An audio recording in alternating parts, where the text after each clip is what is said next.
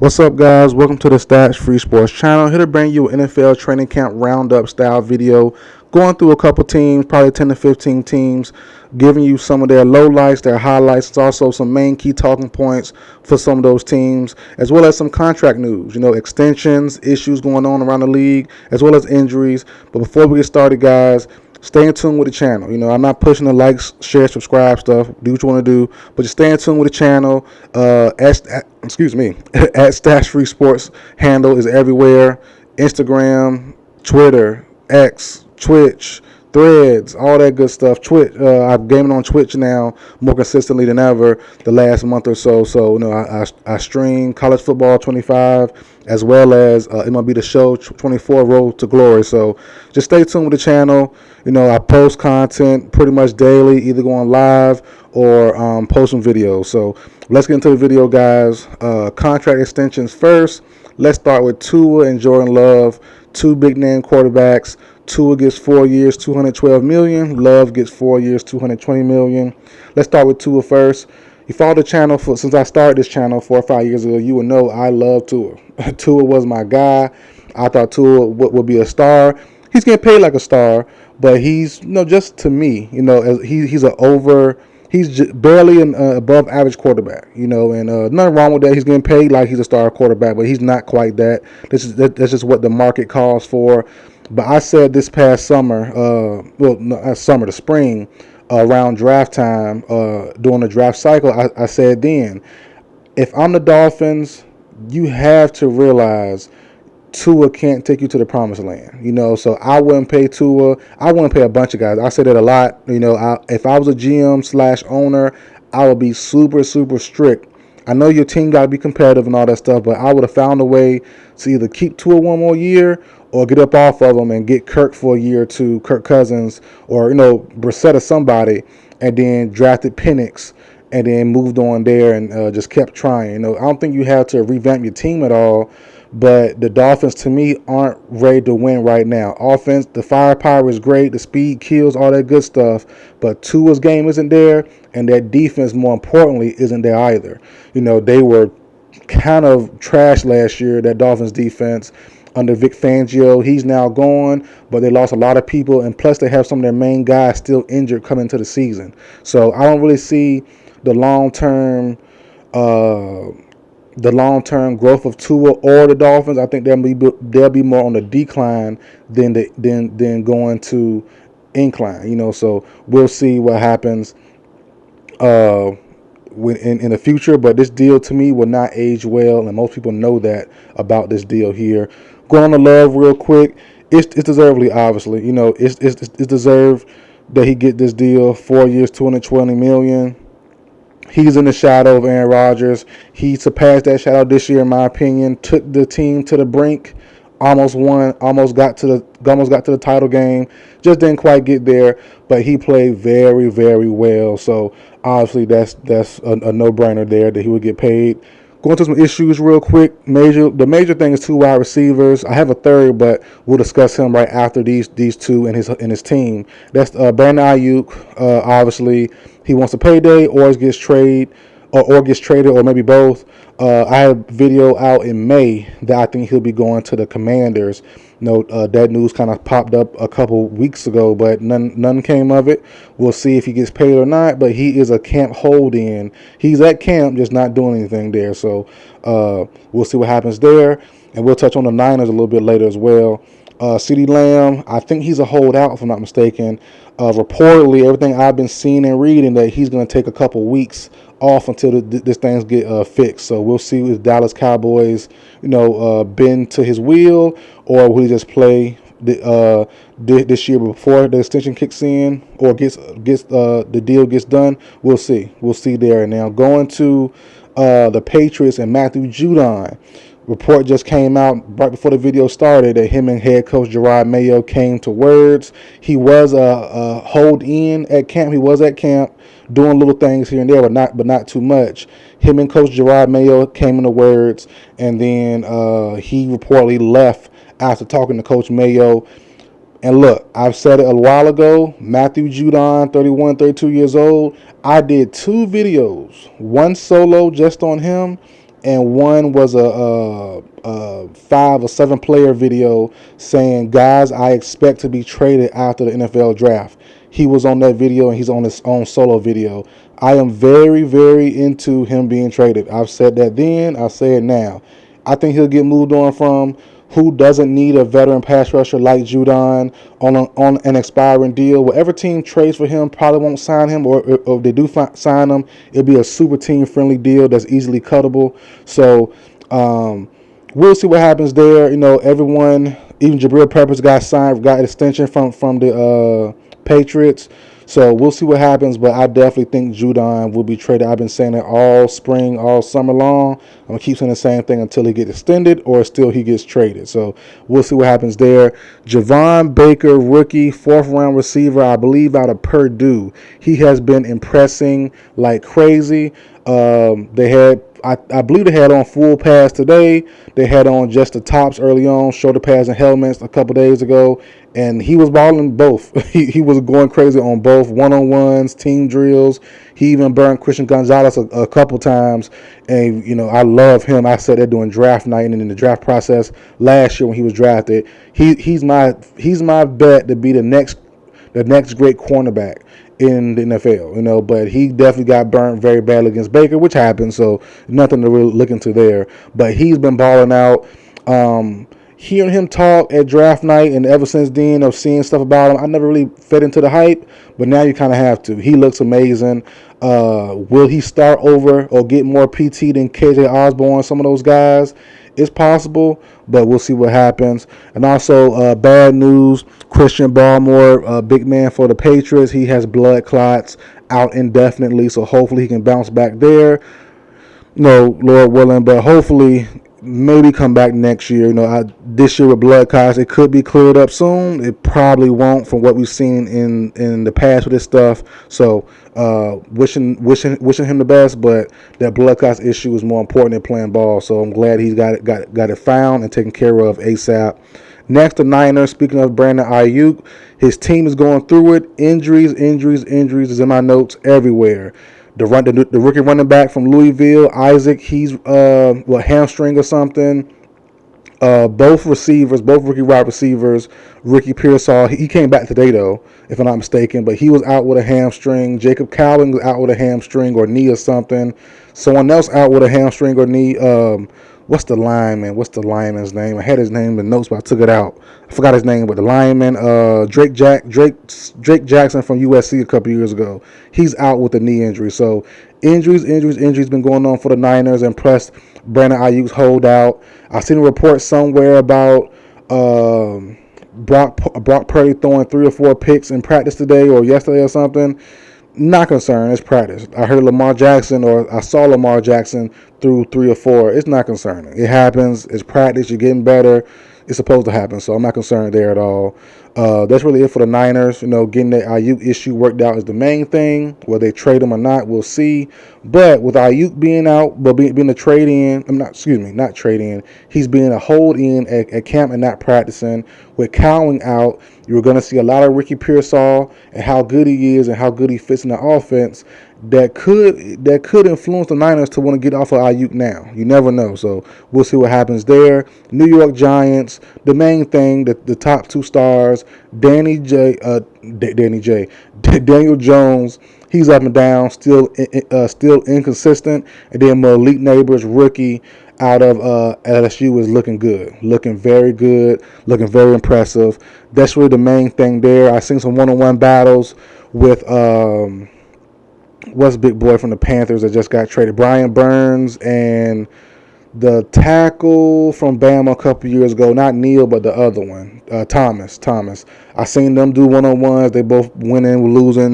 Pretty good matchup. Some stalemates there. So hopefully playing against Brian Burns now in practice could get those guys better. Iron sharpens iron.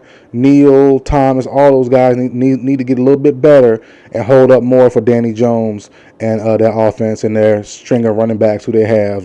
So Singletary, those guys there. So that's a good look for those guys. Hopefully Burns can get them guys into shape. They'll get to see a top-notch pass rusher day in and day out. So hopefully that help them get a little bit better when game time comes. They won't get punished like they were last couple of years. And also being healthy as well. Thomas and those guys gotta stay healthy for that Giants offensive line. Texans, not too much here. D'Amico Autry was suspended, I believe, 6 games going into this season for performance-enhancing stuff. So he's out there. He's been on my channel a couple times as far as me mentioning him as a top-notch trade candidate the last couple years. This year could be the same, but probably will stay now because, if you're going to get a healthy, not guaranteed because you never know what's going to happen off the field, but a healthy D'Amico Autry coming in for the last half of the season with no wear and tear, the Texans probably will keep him now. You would think you want to keep a new, fresh influx of pass rusher, a good pass rusher there to come in. So him missing 6 games isn't the worst thing because on the back end of the season, he will be fresher than everyone else. So that's not bad. Bad to start off the season, but overall, it's good for the entire team at the back half of the season unless they're doing bad and they might just trade them. So we'll see what happens there. The other thing with the Texans, getting chippy. As we all saw, the Stephon Diggs and forgot the corner safety that hit him hard. I didn't really love that. I like people being aggressive, and it's always the DBs and receivers. It's never really the line. The linemen normally be chilling in the practices, but the DBs and receivers really the ones that chirp a whole lot, and that's the funny thing. The big boys, the more aggressive guys that play every down aggressive. The linemen are just chilling, and the receivers, the corners, the safeties, the linebackers, they're the more chippy, mouthy ones. So they got into it there, little scuffle, a little chippiness. I don't love hitting your teammates that hard. I never really been with that. For me personally, I hit my opponents hard, obviously, but never really cared to hit my teammates hard in practice.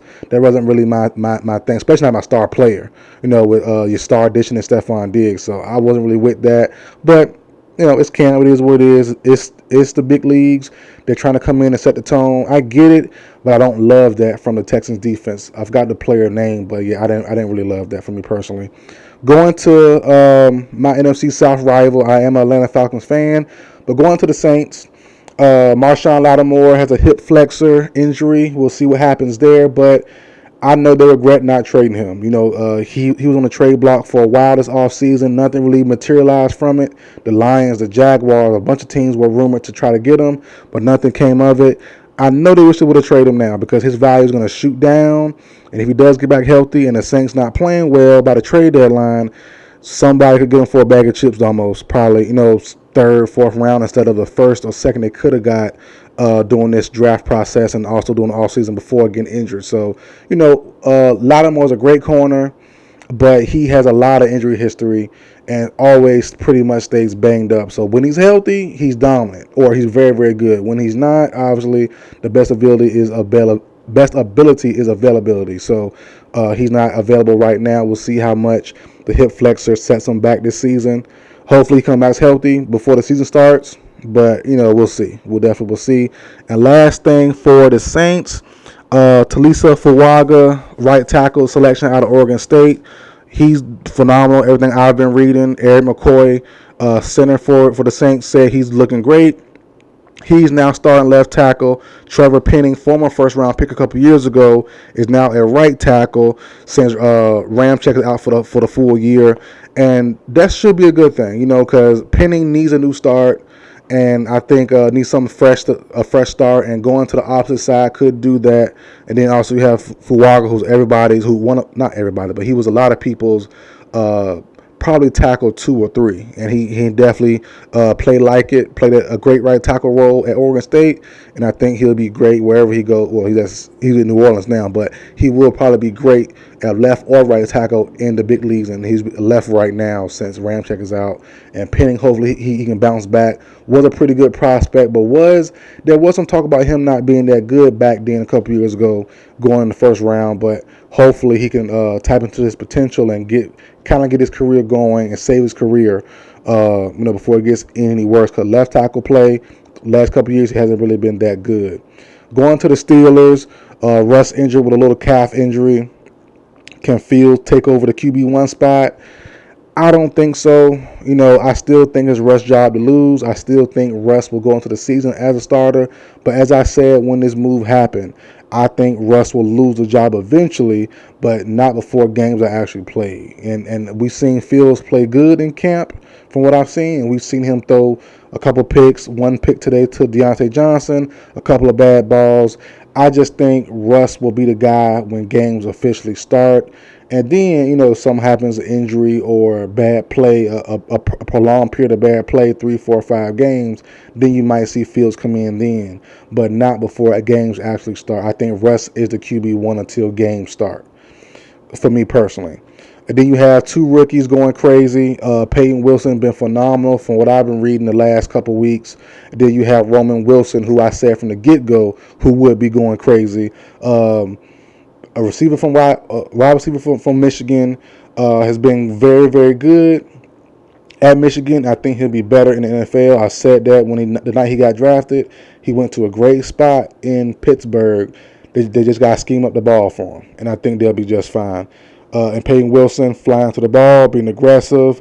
He ripped out the ball from Pat Freiermuth today in like a 11-on-11 drill. I seen that one. So, yeah, he's been hitting. He's been flying around. He's been aggressive, very, very aggressive since being with the Steelers in rookie camp and also now as well. So that's been good to see.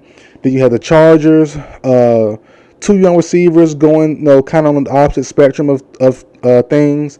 Ladd McConkey, he's shining out as we all knew. And I said myself, I was surprised that Roman Wilson didn't go to the Chargers because obviously Junior Colson went to the Chargers. Their new head coach, Jim Harbaugh, the Michigan head coach, former Michigan head coach, I thought Roman Wilson would follow suit as well, but Ladd McConkey was picked over him, and Ladd is super nice too. I think Roman and Ladd give you the same game. That's why I was kind of confused there on why he didn't pick Roman, but no, Ladd is nice. So either way it goes, I think the Chargers would have been fine with Roman or Ladd. But Ladd is going crazy as well. He's playing very well, very, very shifty, very agile, great hands. And then you have second-year wide receiver Quentin Johnston, still having a tough time. There, dropping touchdowns. Still not using his size as he should. And the knock on him back then when he got drafted last year, the main thing was he plays like he's small. He's really 6'3", 6'2", 6'3", 6'4", but he plays like he's not that big. He doesn't use his body. He tries to outspeed you, outrun you, but he's not that fast. So it's like, he got to use his body, use his size, and he don't really do that, and that's the problem there. Another question I brought up as well in my notes is who is the RB1 for the Chargers? That's a question there. They had a bunch of guys, Spiller, Gus Edwards, who's banged up now but coming back soon. A bunch of other guys as well that's in the mix. They have a bunch of RB2, RB3 level guys, but no true RB1. But that's not bad because their goal is to run the ball anyway. So doing that by committee, does RB1 really matter? That's really the question probably because they have a bunch of guys that's going to run by committee.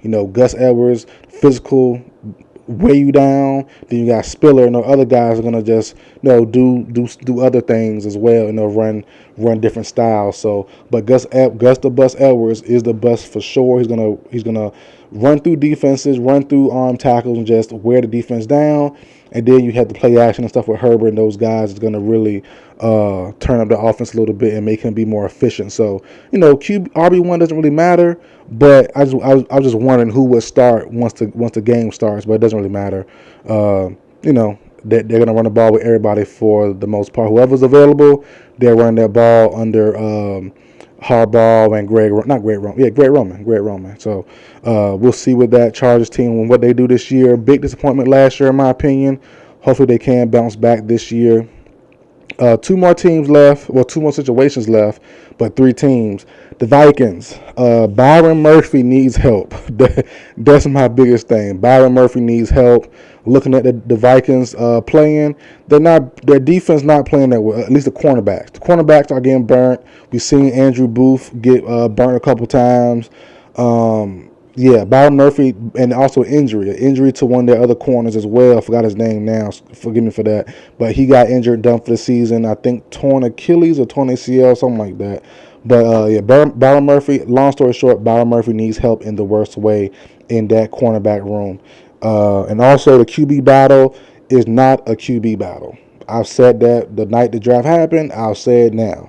JJ McCarthy, no matter how he looks, I know he looks okay, as far as a rookie goes, but there's no chance in the world, 0% chance he starts week one for the Minnesota Vikings. Unless Sam Darnold is injured, then it's obviously something different. But if Sam Darnold's healthy and around the team, he will be playing and starting for the Vikings, not McCarthy. This year should be a redshirt year for McCarthy. He shouldn't be nowhere near the field. If Darnold gets hurt, it better be an RB2, it better be an RB3.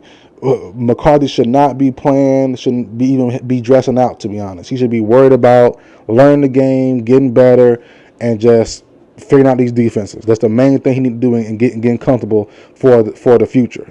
So I don't think it's a real QB battle, but people are starting to think that Donald is trash and all that stuff, which he's not the greatest. He's average, but I still don't think he's going to be started. McCarthy will start over him no matter how he looks in practice and camp and preseason. Nowhere in the world. Then the last situation, like I said, two teams, last situation, Chiefs versus Raiders.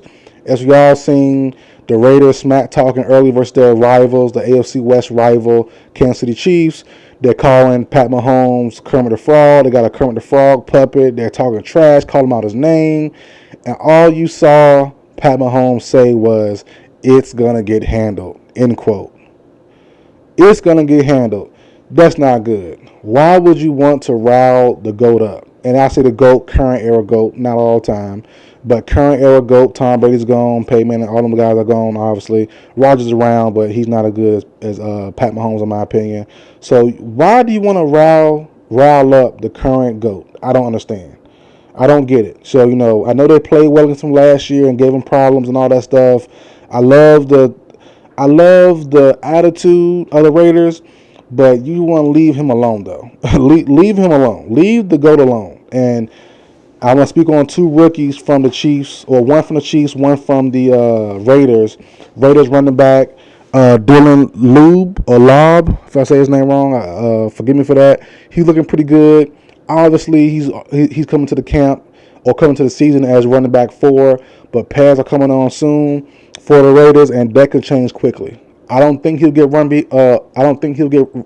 back 1 looks. Obviously, a bunch of guys out there in front of him, a bunch of talented veterans. But RB2, RB3, getting some play time somewhere. He needs to get the ball some point in time this season. Don't know when, don't know where, but he will get some playing time at some point, regardless of injury or not. He's that good. He's playing that well. So I think Dylan Lob, it should be Lob. Dylan Lob, he's going to be a factor for the Raiders. Not a big factor, but a small factor in their running game or their passing game some way, somehow. He is definitely effective. Been effective in camp only been a couple weeks long. Then you have Xavier Worthy, top pick for the Chiefs. People like myself had issues about his size, and we know I seen the tape of him in Texas in high school about he can take contact. He's not just a thin speedster. He can take a blow. He can go across the middle. He's not scared to do that, and he's done that in practice. He's taken hits, not crazy big hits like the real game, but he's caught the ball in contact. He's caught the ball in traffic, came down with it, took a nice little hit, took a nice little fall with it, and popped back up with no problem. But can you do that for a full 17, 18 games? That's the real question. But right now he's looking the part. The speed, talking a whole lot now. The video 20 minutes long. The speed is playing a part in some of these plays you're seeing. Pat Mahomes 60-yard throws, 50-yard throws, stuff like that. And it's not just a practice throw. These are real game situations that Pat Mahomes actually throws. So having a guy over top like him is super duper dangerous. And it's looking like if Worthy can stay healthy, he's definitely not afraid of contact. He's definitely used to the contact as well, going across the middle, taking a hit, taking a bump or two from these safeties, linebackers. He's not afraid, and he's holding on to the ball, at least right now.